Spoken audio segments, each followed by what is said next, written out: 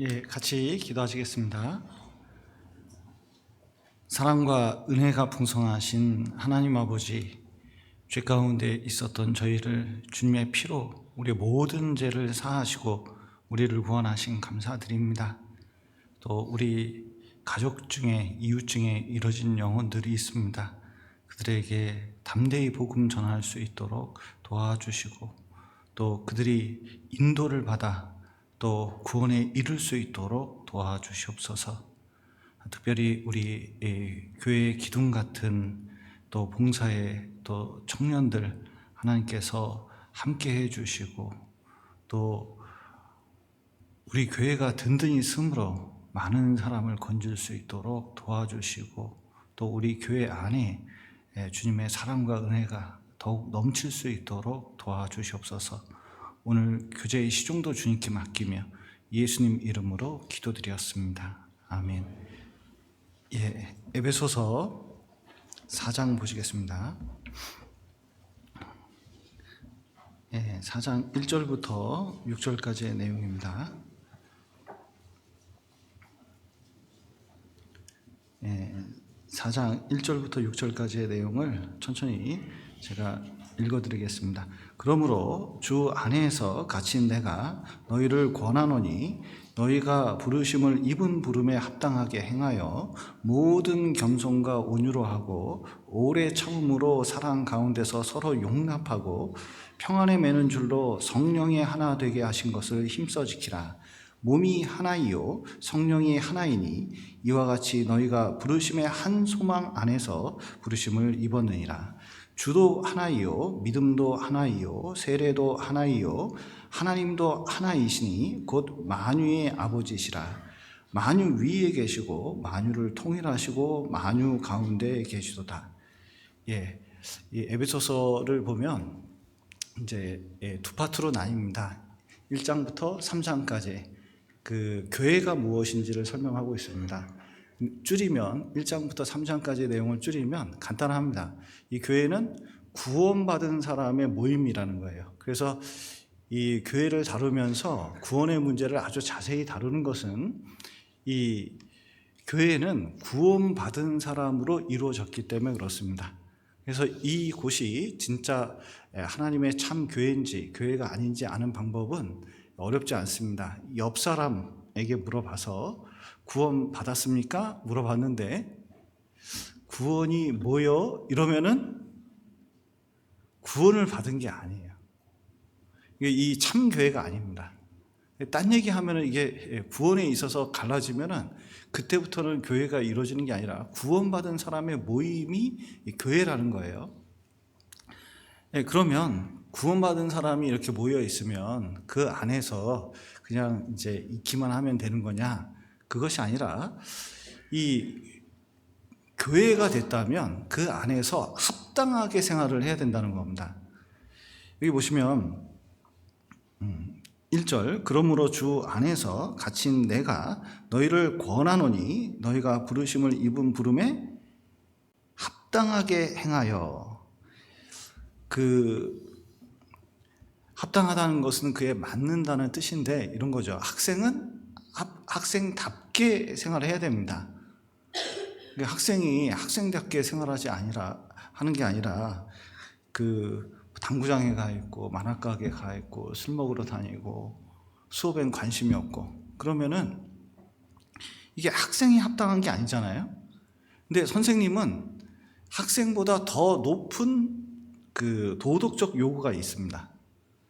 그래서 선생님이 어떤 잘못을 저질렀을 때는 학생이 저질렀을 때보다 더 충격적인 경우가 많은 거예요.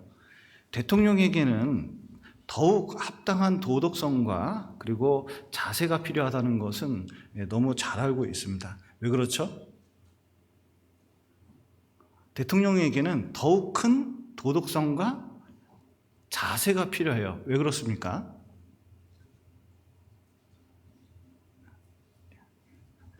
왜냐하면 그 일 자체가 너무 중요하기 때문에 그렇습니다.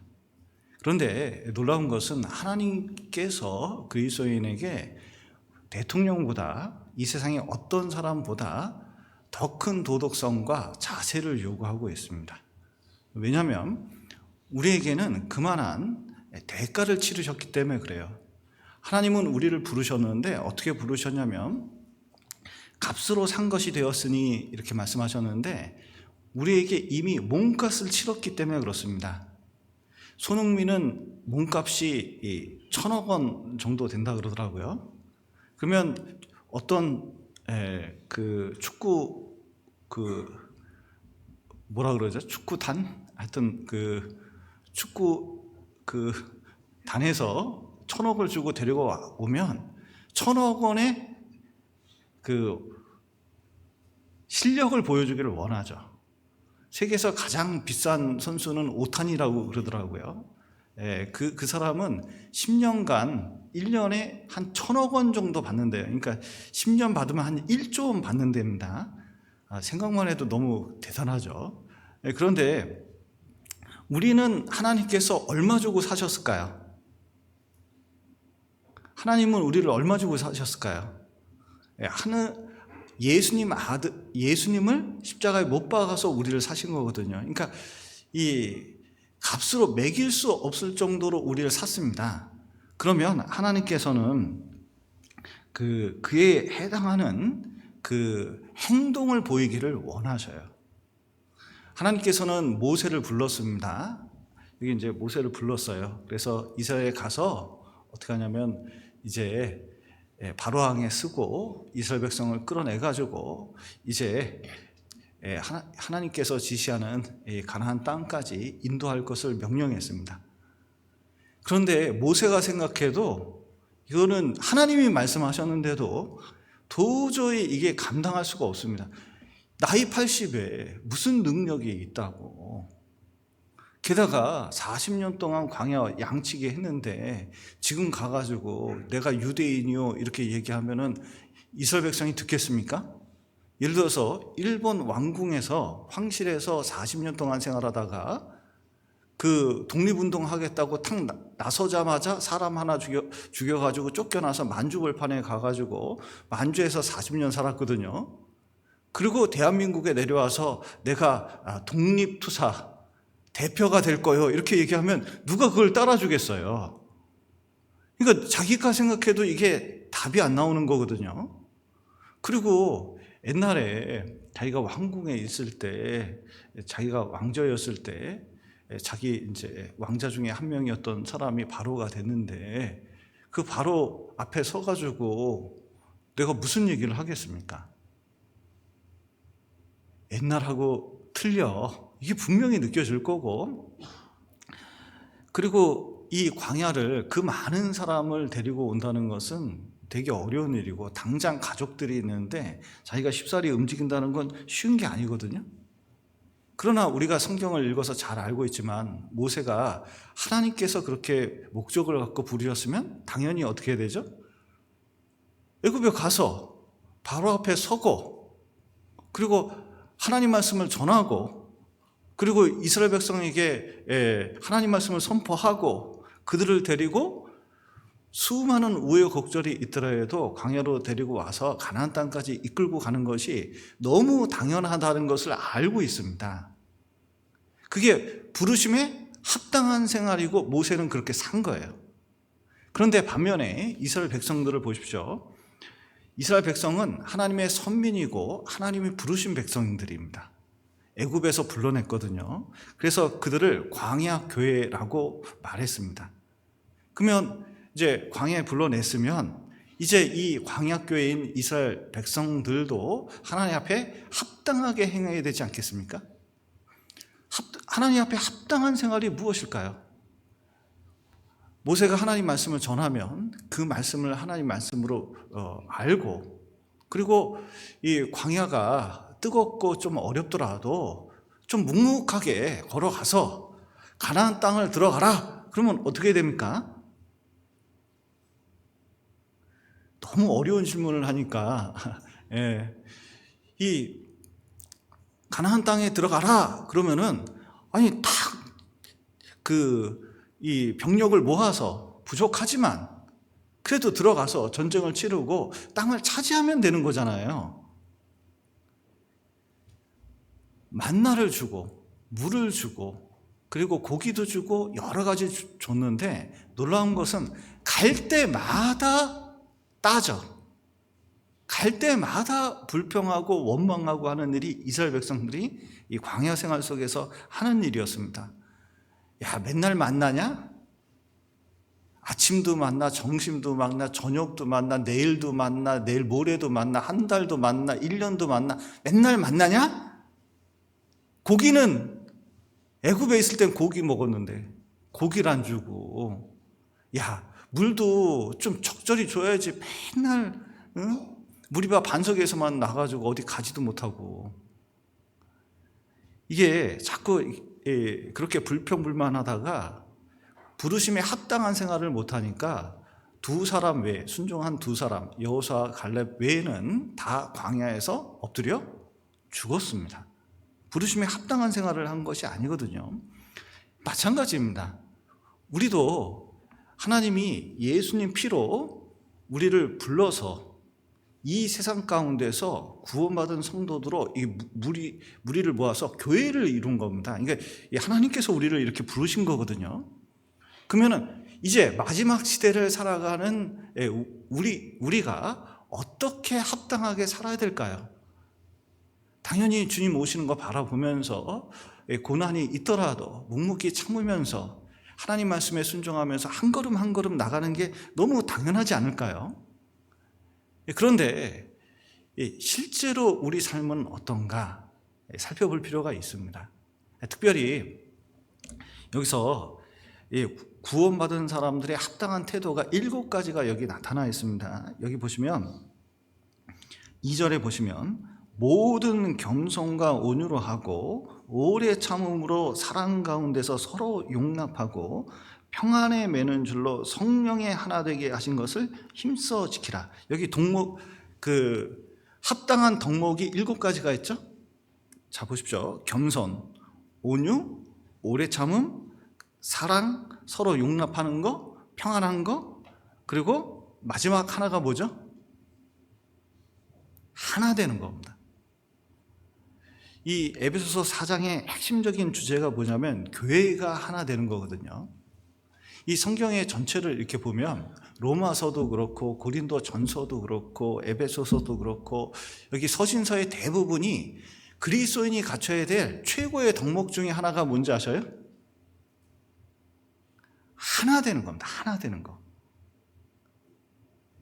특히 육신적인 우리는 이 육신이 있으면 이 육신의 특징이 가장 큰 특징 중에 하나가 싸우는 겁니다.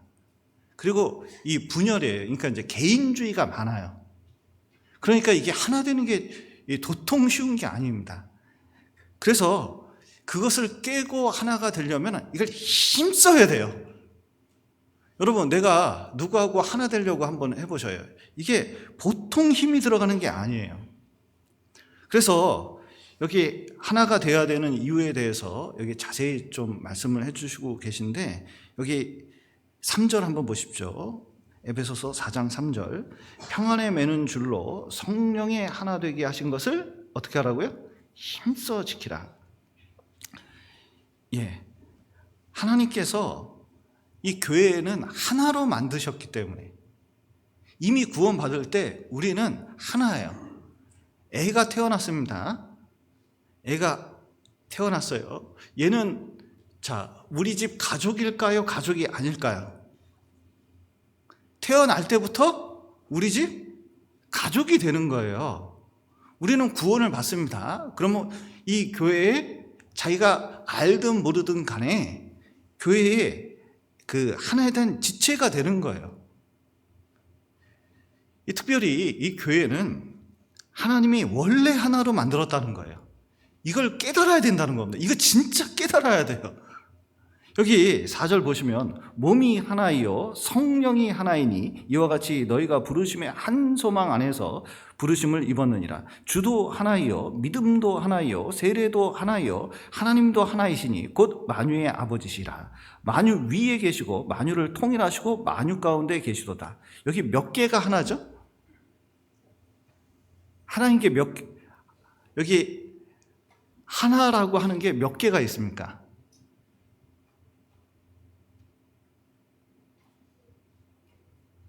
총 7개가 있거든요. 그 7이 완전 숫자잖아요. 완전히 하나라는 것을 말씀하고 계십니다. 특별히 4절에 보면 성령이 하나고 5절에 보면 주 예수 그리스도가 하나이시고 6절에 보면 하나님도 하나이셔요. 그러니까 삼위일체 하나님은 하나라고 말씀하고 계십니다. 참 그거 신기하죠. 인격이 다른데 여러분, 하나님은 한 분이십니까? 세 분이십니까? 자, 하나님은 한 분이시다. 자, 하나님은 세 분이다. 이런 반응은 처음이었습니다. 보통은 그래도 3분의 1은 드는데, 예. 자, 하나님은 한 분이자 세 분이에요. 그걸 삼위일체라고 합니다. 그러니까 사실은 하나님은 차원이 다르시기 때문에 우리가 참 이해하기 힘들긴 힘들어요. 자, 무한대 더하기 무한대 더하기 무한대는 뭔지 아셔요?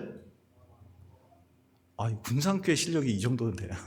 무한대예요. 그런데 앞에 있는 무한대하고 답으로 나온 무한대는 어떤 게 더 클까요? 무한대 더하기 무한대 더하기 무한대는 무한대인데 맨 처음에 있는 무한대하고 답으로 나온 무한대 있잖아요. 어떤 무한대가 더 큽니까? 무슨 말인지 잘 못 알아듣겠지만 처음 나온 무한대하고 답으로 나온 무한대가 똑같아요. 유한한 우리는 이해하기가 힘듭니다. 왜냐하면 1 더하기 1 더하기 1은 뭐죠? 3이죠. 어떤 분은 1이라고 하는데 뭔가 잘못 알고 계신 겁니다. 그러니까 사실은 유한한 우리 세상에서는 무한한 것을 이해하기가 힘들어요. 그리고 차원이 다르면 이해하기가 힘듭니다. 여기 보시면 여기 제가 샘플을 가지고 왔습니다. 여기 보시면은 이 공이 있거든요. 좀 보이시나요? 이 공은 지금 하나입니다. 세 개처럼 보이지만 이게 하나거든요. 그런데 2차원, 3차원에서 볼 때는 분명히 하나인데 이제 2차원에 있는 존재가 있다고 생각을 해보셔요. 여기 평면 있죠? 보이시나요? 이 평면 하얀 거이 잉? 그런데 자, 이 평면에 사는 존재가 볼 때는 이것이 어떻게 보이나 한번 잘 보셔요. 이렇게 부딪히면, 이렇게 접촉하면은 이 평면에 있는 존재는 이게 몇 개로 보일까요? 하나로 보입니다. 이렇게 접점이 2개이면 몇 개로 보일까요? 접점이 2개라고 얘기했는데도 몇 개로 보이냐고 물어보는데 답을 못 맞추면 안 되는데 이 2개로 보이는 거예요. 2개. 자, 이게 접점이 3개입니다. 이렇게. 자, 여기 보면 이렇게 3개로 있거든요. 그러면은 밑에 평면에서 볼 때는 몇 개로 보일까요? 3개로 보이는 거예요. 차원이 다른 우리가 볼 때에는 잘 이해가 안 가요. 왜냐하면 하나님은 한 분이신데 세 분의 인격, 삼위일체에 가지고 있다는 것이 잘 이해가 안 갑니다. 근데 하나님 입장에서는 너무 당연한 건데 차원이 낮은 우리가 보기에는 이상해요. 왜냐하면 하나님이 이렇게 계신데 여기 예수님께서 떨어져 나와서 여기 한 분 인격이 이렇게 지상에 이렇게 이제 내려오면 하나님이 한 분인데 예수님 여기 있으면 어떻게 하나님께 기도하냐? 뭐 이렇게 이제 생각할 수가 있잖아요. 그런 것이 아닙니다. 우리가 차원이 자기 수준에서 이해하려고 그러니까 이해가 안 되는 것 뿐이에요. 그러나 지상에서 봤을 때는 하나님의 모습이 여러 가지 여러 분으로 보일지라도 사실은 하나님은 몇 분이실까요? 한 분이셔요. 그래서 삼위일체의 하나님으로 계시는 겁니다. 그래서 그 세 분의 인격이 놀랍게도 왜 한 분이냐? 진짜 하나이기 때문에 그래요. 진짜 하나야. 창조할 때도, 우리를 구원할 때도, 지금 교회를 형성할 때도, 또 하나님 앞에 나아갈 때도 하나님은 한 분처럼 움직이신다는 것을 알 수가 있어요. 그런데 여기서 강조하는 것은 이겁니다. 여기 보면 에베소서 4장 4절을 한번 보시죠. 7가지 중에 제일 먼저 하나라고 주장을 해야 된다면 우리는 당연히 하나님이 한 분이고 예수님이 한 분이고 성령이 한 분이고 뭐 이렇게 얘기할 것 같은데, 이 말씀에서 보면 뭐가 첫 번째로 나와 있죠? 몸이 하나요 성령이 하나이니. 여기 몸과 성령을 강조하고 있는 겁니다. 이유는 이래요. 이 몸이 무엇을 상징하고 있습니까? 교회를 말하고 있는 거예요. 이 교회는 정말 그 하나님께서 하나로 만들었다는 것을 이해할 필요가 있다는 거예요. 그래서 그것은 둘이 아니라는 것을 명심할 필요가 있습니다. 어떤 부부가 결혼을 했습니다. 그리고 신혼여행 갔다 와서 너무 기뻤어요. 너무 기뻐가지고 이제 아내가 이제 국수를 말아가지고 집안의 비법을 가지고 국수를 말아서 남편을 딱 대접을 했습니다. 근데 남편이 딱 먹어보자마자 국수 맛이 왜 이래? 그런 거예요. 왜? 이거 멸치 국물이 아니잖아. 무슨 국수가 이래? 우리 집안에서는 소고기국으로 해. 야, 세상에 소고기국으로 국수 많은 집이 어디냐? 안동국시는 말거든요. 안동에 가시면 그렇게 맙니다. 그런데 이제 그 이상한 집안이네? 이 집안을 건드렸죠, 이제. 그랬더니 아내가 그랬어요. 니네 집안은 어때서? 그래서 이제 한참 이제 말다툼을 하면서 이제 싸웠습니다. 그러더니 이제 소고기 국물에다가 국수를 마는 게 맞다. 국수는 멸치 국물에 말아야 된다. 막 논쟁을 하니까 결론이 안 났어요. 그래서 너무 화가 난 나머지 앞집에다가 가서 초인종을 누르고 이 아줌마한테 물어봤어요. 문을 열고 탁 나오니까 아줌마 우리 이사 온 신혼부부인데 국수는 어디다 말아야 돼요? 소고기 국물에 말아야죠. 아니죠. 멸치 국물에 말아야죠.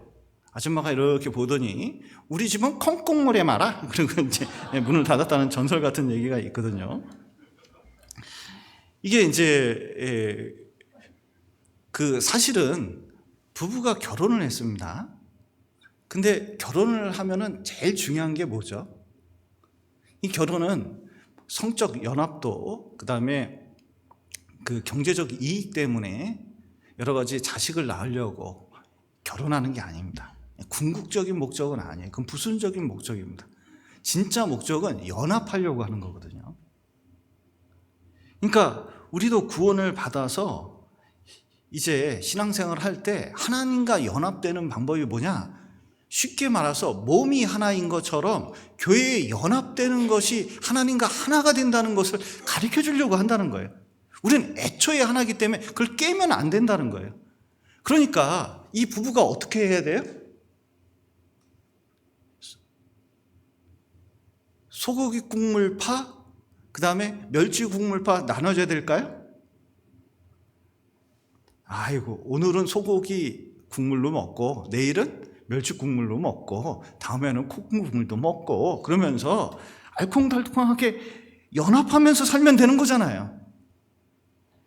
그러니까 진짜 중요한 거는 그런 데 있는 게 아니라는 거예요. 이게 교회가 하나됨이 파괴되는 것은 얼마나 성경에서 치명적인지, 몸이 찢겨나가는 것 같은 고통을 느낀다고 말씀하고 계셔요.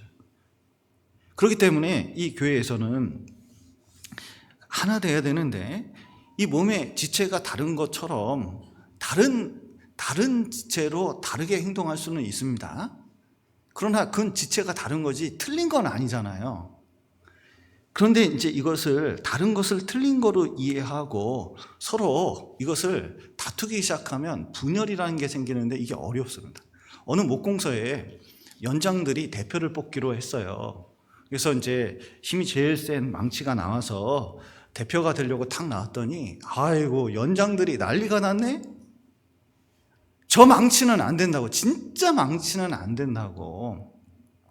왜냐하면 깨고 부수고 뚝딱거리고 망치가 되면 너무너무 시끄럽기 때문에 망치는 안 된다고.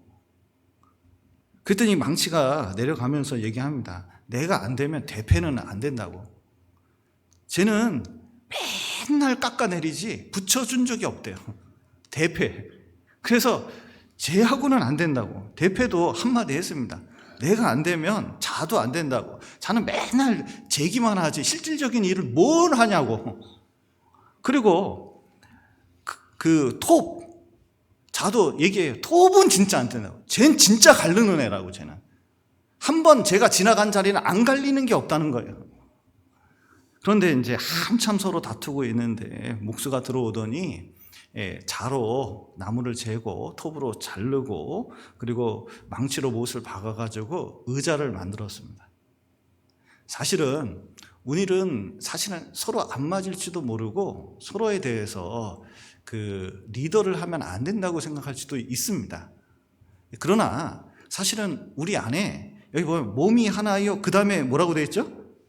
성령이 하나이니 그랬는데 우리 몸된 교회 가운데 누가 계시냐면 성령 하나님이 계시거든요. 구원받은 사람 안에, 구원받은 사람 모임 안에 누가 계시냐면 성령이 계셔서 이렇게 다른 사람들을 모아가지고 교회를 하나로 만들어서 주님의 역사를 만들어내려고 하시는 겁니다. 이게 보통 일이 아니에요.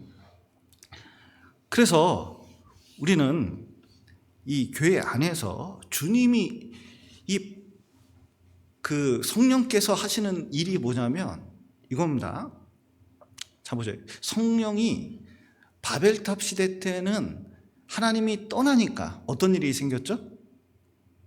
자기들끼리 하나가 되려다가 하나님이 탁 떠나니까 어떻게 됐어요? 분열이 일어났습니다. 그런데 오순절날 성령이 임했습니다. 그랬더니 예루살렘에 보면 수많은 다양한 인종들이 그때 뭐가냐면 언어가 통하고 하나가 됐어요. 그 성령이 어디에 계시냐면 이 교회에 계시거든요. 그러면 이 성령이 하는 일이 뭐냐면 이 교회가 어떻게 해서든 하나가 되게 하려고 하는 거예요. 그러면 내가 성령과 함께 한다면 어떻게 해야 되느냐? 교회에서 하나 되기를 힘써야 된다고 말씀하고 계시는 겁니다. 교회는 하나이기 때문에, 몸이 하나이기 때문에 성령이 그 안에 역사하시기 때문에 우리는 하나가 되어야 됩니다. 또 하나는 우리가 하나가 되어야 되는 이유는 여기 빌립보서 보시죠. 빌립보서 1장. 너무 유명한 구절들입니다.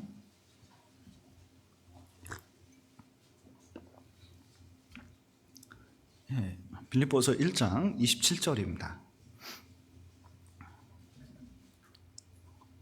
오직 너희는 그리스도 복음에 합당하게 생활하라. 이는 내가 너희를 가보나 떠나 있으나 너희가 일심으로 서서 한 뜻으로 복음의 신앙을 위하여 협력하는 것과, 여기 일심으로 한 뜻으로 협력하는 것과, 여기 이제 그 복음을 위해서 진짜 하나 되어야 된다고 강력하게 말씀하고 계시거든요.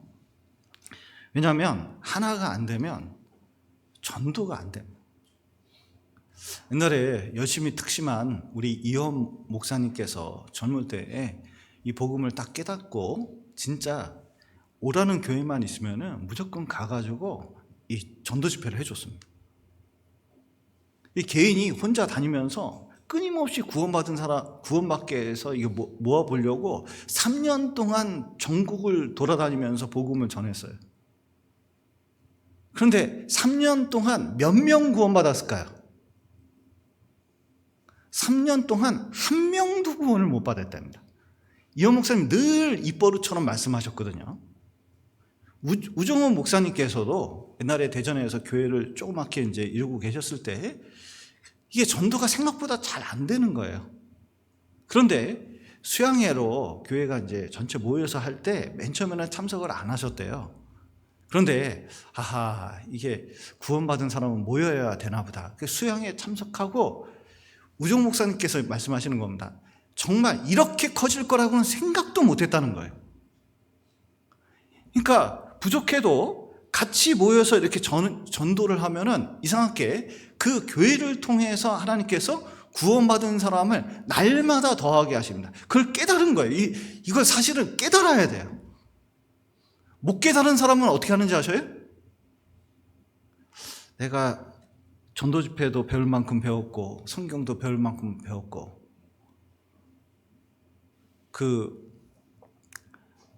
그 용꼬리보다는 닭대가리가 낫지. 이게 차고 나가려고 그러면 보십시오. 되는 일이 없어요.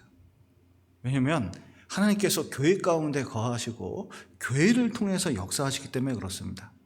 대표적인 경우가 일본에 우찌무라 간조라는 사람이 있거든요. 내총감삼이라고. 책을 읽어보면 이분 진짜 신앙 확실한 분이에요. 구원도 확실합니다. 그리고 많은 사람 앞에서 복음을 전하면서 구원의 역사가 많이 일어났거든요. 근데 진짜 안타까운 것은 이 사람이 개인 경건 생활을 중요시 여겼어요. 그래서 이렇게 사람 모여서 설교하고 이런 것을 무슨 극장에서 쇼하는 것처럼 생각을 했어요. 그래서 무교회주의, 교회를 세우지 말고 개인 경건으로 하나님께 나가야 된다는 이상한 사상에 빠져가지고, 그때 만약에 일본의 교회가 제대로 세워졌으면 아마 우리나라보다 더 많이 구원의 역사가 일어날 겁니다. 진짜 그 내용을 보면 확실히 그래요. 그 초창기에 그만한 언변력을 가지고 그만큼 했으면 진짜 많은 역사가 일어났을 거예요. 그런데 일본에는 교회가 정말 드물어요. 굉장히 드무니까 성경책 하나 구하기도 정말 어렵습니다. 여러분, 우리가 이렇게 성경 쉽게 구하는 게 이게 보통 대단한 일이 아니에요. 우리나라는 진짜 축복받은 나라입니다. 일본만 가도 성경 구하기가 생각보다 쉽지가 않아요. 그런데 왜 그런 일이 생겼느냐? 놀라운 것은 교회가 하나 되지 않으니까, 구원받은 사람이 하나 되는 걸 안 하니까 여러분, 신앙을 배울 게 없어요. 참는 것도, 겸손한 것도 혼자서 되는 게 아니라 사랑하는 것도 모여 있을 때 되는 거예요. 뭐 이럴 수 있나요? 상현아, 사랑해? 나도 상현아, 사랑해? 이렇게 되나요? 말도 안 되는 거예요. 스스로 이럴 수 있나요? 상현아, 겸손해? 나 겸손했다? 이게 말이 안 되잖아요. 그러니까 이거는 뭔가 큰 착각을 한 거예요. 우리는 신앙생활 이렇게 하면서 진짜 이 사도행전 2장 초대교회 보면 하나 되는 거하고 복음 전해지는 것은 이게 하나입니다. 진짜 이 복음에서 하나 되는 만큼 어떤 역사가 일어나느냐? 우리를 통해서 구원의 역사가 계속 일어나게 돼 있어요. 그래서 형제가 연합하여 동감이 어찌 그리 선하고 아름다운고 그랬거든요. 그리고 이 시편 133편 마지막에 뭐라고 하냐면 헐몬의 이슬이 시온의 산들에 내린 같도다. 거기서 여호와께서 복을 명하셨나니 곧 뭐라고요? 영생이로다. 모이면 구원받은 사람들을 날마다 더하게 하십니다. 그래서 우리가 할 수만 있으면은 하나가 돼야 돼요. 근데 마귀는 어떻게 하는지 아세요? 할 수만 있으면 교회를 깨트리려고 합니다. 깨트리려고. 여러분, 마귀가 못하고 다니는지 아셔요?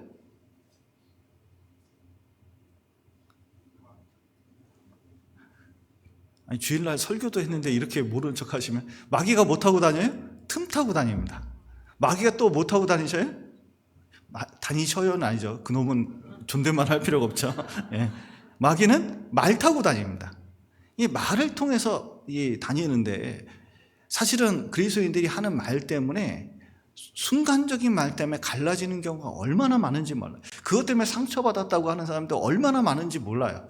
근데 자세히 보면 거기에 마귀가 있어요. 보이지 않는 존재가 있다니까요. 그래서 이게 구원받은 사람이 하나가 딱 되잖아요. 마귀가 들어올 틈이 없습니다. 옛날에 정신병원에서 2년 동안 토요일마다 전도한 적이 있습니다. 광주에 있을 때. 근데 이제 거기 보면 정신병원에 입원한 사람들이 좋게 200~300명은 됐어요. 근데 지키는 사람이 보통 5, 6명 정도 지키고 주말에는 한 5명 정도 있습니다. 그런데 이 정신병원에 있는 분들이 가장 큰 소원이 뭔지 아세요? 정신병원에 있는 사람이 가장 큰 소원이 뭔지 아셔요? 잘 모르시는군요. 탈출입니다. 지키고 있으니까. 그러면 자 보세요. 5명이 200명을 감당할 수 있을까요? 맘만 먹으면 그 어느 정도 자유도 있으니까 맘만 먹으면 문 뚫고 나오는 건 아무것도 아니잖아요. 그래서 야 이거 좀 위험하지 않아요? 그랬더니 싱긋이 지키는 저 직원이 싱긋이 웃으면서 얘기하더라고요. 정상적이지 않은 사람들은 절대로 하나가 못 돼요. 한마디 하더라고요. 여러분, 구원받은 사람이 진짜 하나가 되는 게 정상적인 겁니다. 그리고 그게 힘을 내는 거예요. 그리고 우리가 하나 되어야 되는 이유가 있습니다. 또 한 가지는 신앙의 성장을 위해서 우리가 하나가 돼야 되거든요. 내가 신앙이 성장됐는지 성장되지 않았는지는 너무 간단합니다. 여기 한번 보시죠. 에베소서 4장 15절 한번 보시겠습니다.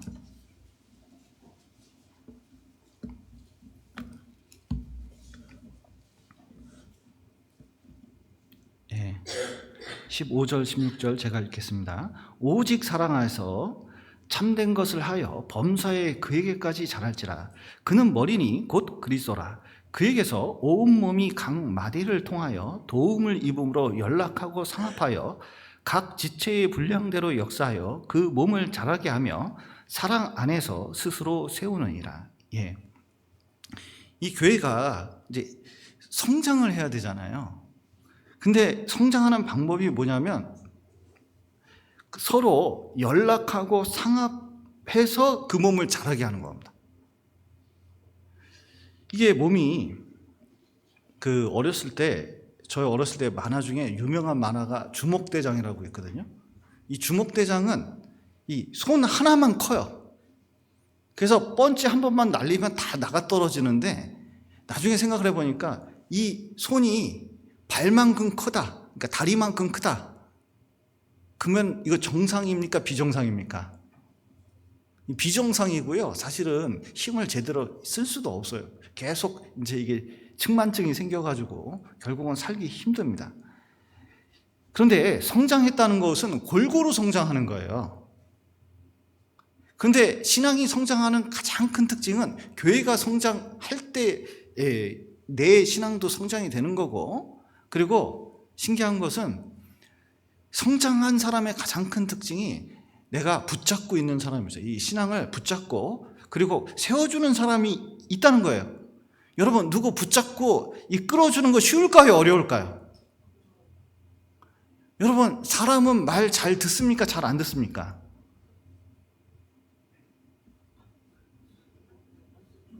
내가 내를 생각해봐도 알아요. 어려워요. 누구 붙잡고 있다는 거 쉽지 않아요. 옛날에 이제 에베레스트 산 등정한 우리나라 등반가가 있는데 거기서 크레바스라 그러죠. 이게 가다가 이게 푹 꺼지는 거예요. 그랬더니 같이 간 등반대원이 푹 꺼져가지고 쫙 내려갔어요. 근데 자기가 막 끌려가는데 이 이제 등반대원들이 끈이 묶여 있거든요. 그걸 탁 잡았습니다. 근데 떨어지면서 실신을 했어요. 그러니까 밑에 있는 사람은 정신이 하나도 없어요. 소리를 아무리 외쳐도 대답이 없는 거예요. 죽었는지 살았는지 모르는 거예요. 근데 이 줄을 잡고 있어요. 그러면 이 줄을 끊으면 친구는 죽어요. 나는 살 가능성이 있습니다. 그런데 이거 살았는지 죽었는지 모르는데 이거 얼마나 잡고 있어야 될까요? 먹지도 않고. 놀랍게도 3일을 버텨요. 3일을 버티는데 발가락하고 손가락이 동상을 입어가지고 나중에 잘라냈습니다. 그런데 결국은 이 외치면서 결국은 그 친구가 깨어났어요. 그러니까 이게 동상이 걸려도 이걸 멈출 수가 없는 거예요. 그리고 3일 만에 겨우 힘내가지고 끌어당겨가지고 와가지고 뭐냐면 둘 다 살아남았는데, 그게 끈이라는 그런 이제 이 사람이 쓴 글이 있거든요. 어떻게 거기서 살아남았는지. 여러분 보십시오. 우리는 사랑의 끈, 성령의 끈, 그리고 많은 끈으로 이제 교회 안에 있습니다. 중요한 것은 누구 하나 붙잡고 같이 신앙생활하는 거, 이거 보통 힘든 일이 아니에요. 그런데 그걸 붙잡을 수 있다면 이 사람은 보통 든든한 사람이 아닙니다. 그래서 신앙생활에서 내 신앙생활이 성장하는데 가장 큰 일은 여러분, 누구를 붙잡아주고 누구를 키워주는 거예요. 어떤 분은 신앙생활을 이상하게 하는 분이 있어요. 뭐냐면, 제가 왜 이렇게 열심히 하지? 내가 구역장인데 내 자리 차지하려고 그러나? 아이, 안 좋은데. 만약에 이렇게 생각한다면 이거 큰 오해예요. 이게 교회에서는요, 계속 성장을 해야 되기 때문에 누군가 이 신앙이 점점 똑같은 사람을 많이 만들어내는 게 이게 힘이 있는 거예요. 또 우리가 교회가 하나가 돼야 되는 것은, 하나가 돼야 어려운 일도 쉽게 할 수가 있습니다. 참 그거 신기해요. 여러분, 지난번에 이제 TV가 들어왔거든요. 전자칠판. 전자칠판이 무거운데 1층 지하로 내려야 돼요. 자, 혼자 옮길 수 있을까요, 없을까요? 혼자 옮길 수가 없어요. 진짜 무거워요. 혼자 옮길 수가 없어요. 그런데 전도인들하고 이제 안에 있는 이제 4명이 이거를 계단을 들고 이제 내려가거든요. 야, 근데 확실히 엘리베이터를 탄 거보다 들고 가는 게 더 빨라. 그 무거운 걸 드는데도. 어떻게 그런 일이 생길 수 있을까? 놀라운 것은 하나가 되면요, 무거운 것도 쉽게 할 수가 있어요. 그래서 이 신앙생활에 이 부부가 하나 결혼하면 그 안에 주님이 있어서 삼겹줄은 쉽게 끊어지지 않는다고 하는 것처럼, 사실은 이 교회 안에서 어떤 일을 할 때 같이 뭉치기 시작하잖아요. 그럼 힘이 굉장히 많이 나옵니다. 이제 다음 주에 이제 42구역 전도 집회가 있잖아요. 당장 내일 모레인데, 자 보세요. 전도 집회 할 때 이게 잘 되든 못 되든 간에 구역이나 어떤 모임이 하나가 돼서 똘똘 뭉치잖아요. 이거 뭔가 됩니다. 이거 뭔가 되게 돼 있어요. 근데 뭐 하는데 꼭 해야 되냐, 교회에서도 하는데 또 하냐, 이게 막 허리가 아프다, 아이고 진짜 파쇼다, 막 구역장 마음대로 하냐, 만약에 이런 식으로 자꾸 이제 볼멘 소리를 내잖아요. 그러면은 힘이 모일 수가 없어요. 우리는 늘 생각해야 됩니다. 자 보세요. 숯불은 뭉치면 불이 나고 흩어지면 쉽게 꺼지는 거예요.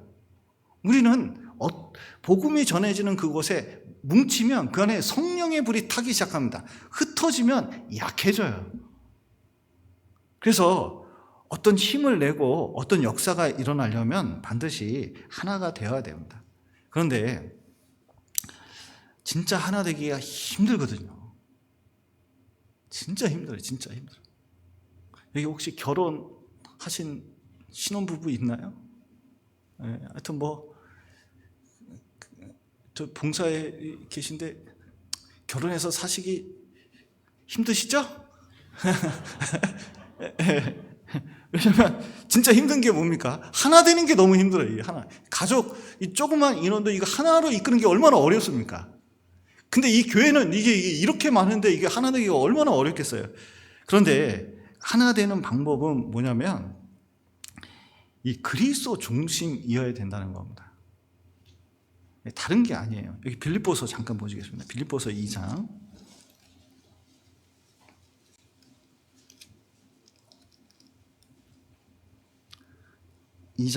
1절. 그러므로 그리스도 안에 무슨 권명이나 사랑의 무슨 위로나 성령의 무슨 교제나 긍휼이나 자비가 있거든 마음을 같이하여 같은 사랑을 가지고 뜻을 합하여 한 마음을 품어 아무 일에든지 다툼이나 허용으로 하지 말고 오직 겸손한 마음으로 각각 자기보다 남을 낮게 여기고 각각 자기 일을 돌아볼 뿐더러 또한 각각 다른 사람의 일을 돌아보아 나의 기쁨을 충만케 하라. 너희 안에 이 마음을 품으라. 곧 그리스도 예수의 마음이니. 자, 이게 이런 겁니다. 이 부부도 먹고 싶은 게 다를 때가 있거든요. 제가 이혼한 부부 그 사례를 옛날에 이제 본 적이 있는데, 결혼 생활 30년 만에 이혼하는 부부가 있었어요. 교회에서 있는 게 아니라 이제 세상에서 그 사례를 봤더니 이게 너무 웃기더라고요. 이 30년 동안 살아가지고 이혼하게 생기니까 이 남편이 정말 이 아내에 그래도 고생했다 싶어서 마지막에 맛있는 점심 사주고 이혼을 이제 하려고 했답니다. 하도 원하니까. 그래서 호텔로 데려가가지고 이 최고급 김치찌개를 사줬대요. 여러분 잘 모르시지만 진짜 호텔에 가면 진짜 비싼 김치찌개가 있어요. 된장찌개하고. 꽤 비쌉니다. 지금은 한 3만 원, 4만 원 할 거예요. 그런데 아내가 버럭버럭 화를 내는 거예요. 왜 화를 내는지 아세요? 내가 김치찌개 싫어하고 된장찌개 좋아한다고 30년 동안 얘기했는데 당신은 한 번도 내 얘기를 듣지 않았다고. 지금도 내가 뭘 좋아하는지 모른다고. 그렇게 천연덕스럽게 세상에 자기가 좋아하는 김치찌개 사주는 게 이게 어떻게 결혼 생활이 가능하냐 하면서 열을 팍팍 내는 거예요. 근데 보십시오. 어떻게 하면 이 두 사람이 하나가 될 수 있냐면 그리스도인이라면 자기한테 맞추는 게 아니에요. 누구한테 맞춰야 돼요? 남편에게 서로에게 맞추면 좋긴 하겠지만 뭐냐면 그리스도에게 맞추는 겁니다. 그리스도의 마음을 배워야 돼요. 그리스도의 마음이 뭡니까? 빌립보서 2장에서 말하는 이 그리스도의 마음이 뭡니까? 여기 6절 한번 보시죠. 그는 근본 하나님의 본체시나 하나님과 동등됨을 취할 것으로 여기지 아니하시고 오히려 자기를 비어 종의 형체를 가져 사람들과 같이 되었고. 뭐냐면 이게 자기를 높이는 게 아니라 자기를 어떻게 해요? 겸손하게 낮추는 거예요. 예수님이 이 땅에 내려오신 것처럼 자기를 낮추면 뭐냐면 안 싸워요. 근데 자기 중심이면 싸우게 되어 있습니다. 그래서 가정생활도 항상 자기 위주로 생각을 해버리면 반드시 다툼이 나중에 생기잖아요. 이 교회도 마찬가지입니다. 자기 위주로 교회를 보는 사람이 있어요. 자기 가치관을 가지고. 그런데 정말 중요한 것은 자기 자신을 못 보는 경우도 많아요. 왜 못 보냐면 자기만 낮추면 교회가 시끄러울 일이 없는데 자기를 낮추지 않아서 시끄러운 경우가 많거든요. 그분만 가만히 있으면 교회가 안 시끄러워요. 그분이 그렇냐? 이 교회에 있으면 제가 별 얘기 다 들었습니다. 뭐라고 얘기하시냐면 교회 일은 집사들에게 물어봐야 된다. 서울에서 들었던 얘기거든요. 여러분, 교회에는 당연히 이제 모임이 있고 질서가 있거든요. 근데 새로운 질서를 만들었어요. 집사들에게 물어봐야 된다. 또 다른 지역에 갔더니 또 희한한 말을 하대요. 형제들한테 물어봐야 된다. 나는 이거 처음 들어요. 교회 생활하면서. 근데 나중에 이제 그걸 분석하고 교제를 해보고 이 상당한 이제 어려움을 겪으면서 깨달은 게 있어요. 결국은 그 말이 나한테 물어봐야 된다. 내 의견을 들어줘야 된다. 안 하면 내 말대로 안 하면 삐져. 딱 그런 스타일이 있다니까요. 이거는 자기를 낮추지 않아서 생기는 문제예요. 여러분, 이 강강수월래 보면은 기둥 하나 세우고 끈을 묶습니다. 그리고 점점 회전하거든요. 돌거든요. 끈을 두고 끈을 연결해서 도니까 나중에는 어떻게 되는지 아세요? 결국 가운데로 다 모이게 돼 있어요. 그게 강강수월래입니다. 그런데 우리도 그리스도 중심으로 끈을 연결하고 그 그리스도를 바라보면서 살아가는 사람이 있잖아요. 결국은 같은 마음으로 만나게 돼요. 주를 바라보면서 신앙생활하면 그렇게 되는 겁니다. 그래서 이 중풍병자와 그 중풍병자 4사람이 들고 갔잖아요. 그 사람들의 목표는 전도하는 거 딱 하나밖에 없었어요. 그러니까 일치단결해서 가는 거거든요. 여러분, 이 신앙생활 가운데서 나만 낮아지면 불일치할 게 없습니다. 겸손하면 불일치할 게 없어요. 그러면 그 안에서 복음의 힘이 역사하고 또 그 교회는 부흥이 일어나게 돼 있습니다. 그리고 교회는 든든해져 가거든요. 그리고 어떻게 해야 또 하나가 될 수 있냐면 이 고린도전서 1장 보시겠습니다.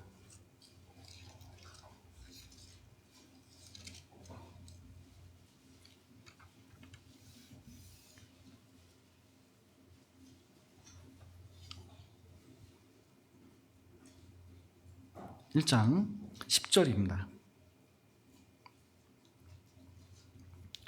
형제들아, 내가 우리 주 예수 그리스도의 이름으로 너희를 권하노니 다 같은 말을 하고 너희 가운데 분쟁이 없이 같은 마음과 같은 뜻으로, 그 다음 같이 읽겠습니다.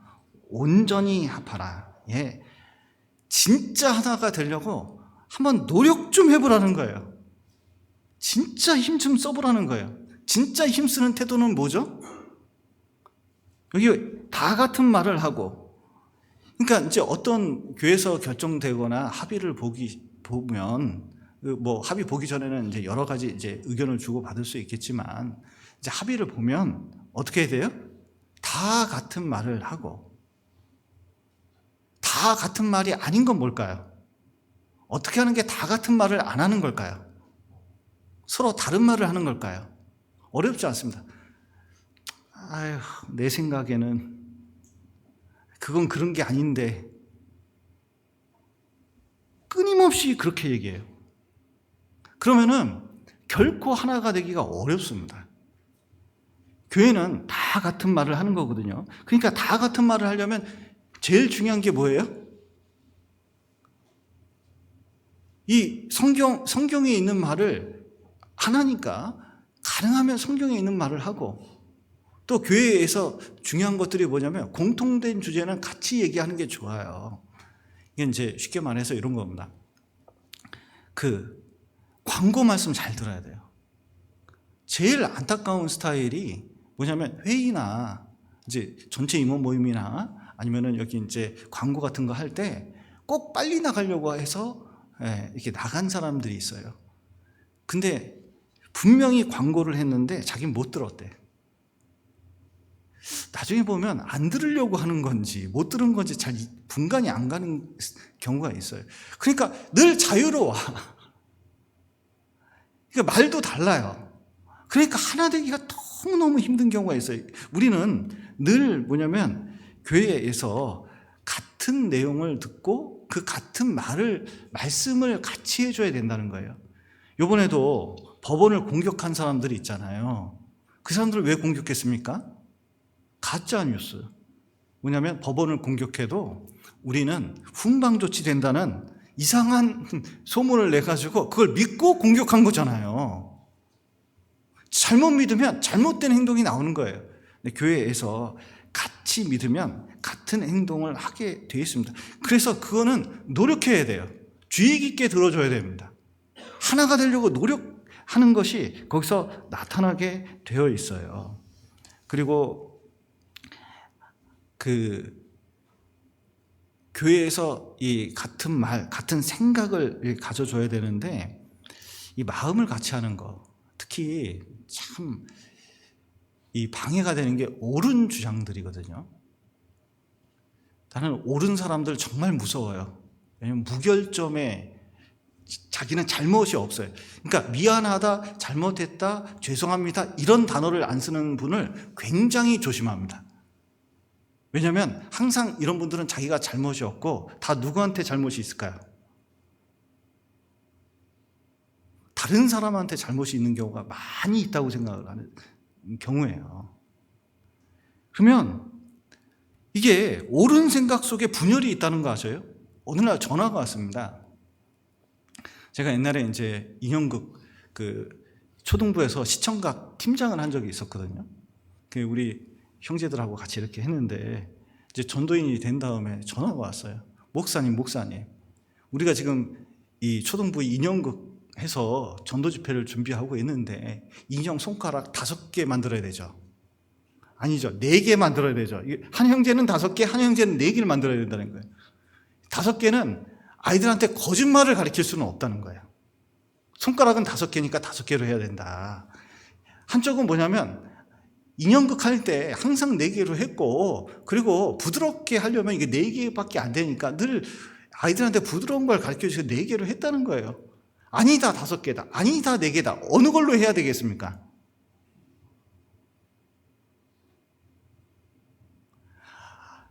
제가 말했습니다. 아무거나 하세요. 아무거나 했어요. 큰 문제 아니라고. 그게 무슨 문제가 되냐고. 근데 자 보세요. 5개든 4개든 큰 상관이 없을 것 같은 경우에도 벌써 이 사실을 가르쳐야 된다, 아이들에게 부드러운 걸 가르쳐야 된다, 막 이렇게 이제 주장이 생기니까 세상이 이거 가지고 크게 싸운 거예요. 그것도 복음 전하는 일을 하면서. 그러니까 뭐가 되겠어요? 여러분, 진짜 복음 전하고 그리고 교회에서 큰 일들이 있거든요. 사람 생명 구하는 거, 복음 전하는 일, 교회를 세우는 일, 말씀 전하는 일, 그리고 이 사람 돌보는 일, 이거 외에 다른 거는요 그렇게 중요한 거 아니에요. 그거 그렇게 애쓸 필요 없어요. 그래서 가끔 옳은 주장과 옳은 생각 속에서도 뭐가 오냐면 그리스도의 마음이 담겨지지 않을 경우도 많이 있다는 겁니다. 제가 그거 발견했어요. 우리는 때로는 옳은 주장 속에서도 항상 그리스도의 마음을 담아서 겸손하게, 그리고 진짜 하나님의 뜻이 무엇인지 그 마음을 합쳐주는 거, 이게 얼마나 필요한지 몰라요. 그리고 또 이제 중요한 것 중에 하나는, 여러분 이 교회에 이 하나 되기 위해서 하나님이 세우신 질서라는 게 있습니다. 이 가정에도 질서라는 게 있어요. 근데 이 시대는 국가부터 시작해서 이 공동체들이 점점 뭐냐면 하나님이 세운 질서를 파괴합니다. 차별금지법으로 뭐 동성애 문제라든지 낙태법이라든지 뭐 그 여성 인권을 얘기하면서 페미니즘이라든지 뭐 점점 성경에서 세운 것들을 다 깨가요. 질서가 무너지는 거예요.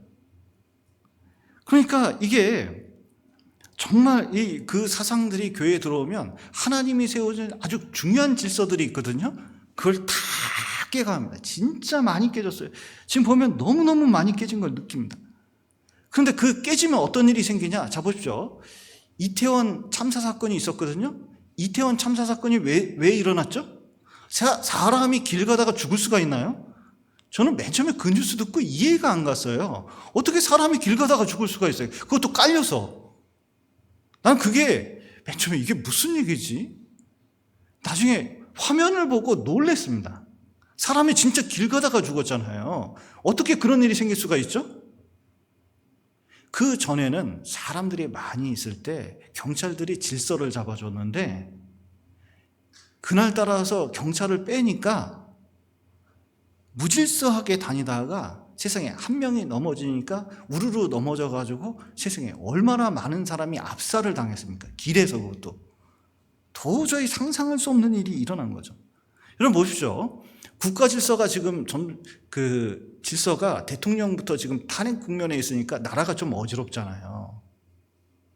이것도 되게 불안한 거예요. 그런데 저 남미 국가 얘기를 들어보면 어떤 일이 있냐면 페루 같은 데는 세상에 갱들이 방송국에 와서 바주카포를 쏘지 않나.